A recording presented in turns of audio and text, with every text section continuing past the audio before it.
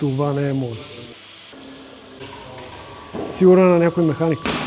Попаднах на едно видео в интернет. Ставаше дума за това, че определена марка гуми използва определен похват за обезшумяване на движението на автомобилите и както че конкретно тази технология се използва в определени марка автомобили, което не е точно така.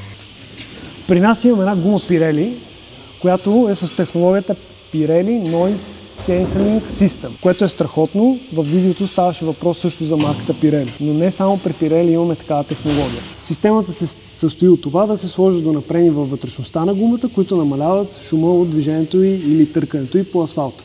До тук всичко казано е вярно. Но не се използва само при марката Pirelli. Използва се и в моделите на Hankook, които слагаха в моделите на Audi RS3 и RS5, когато излизаха.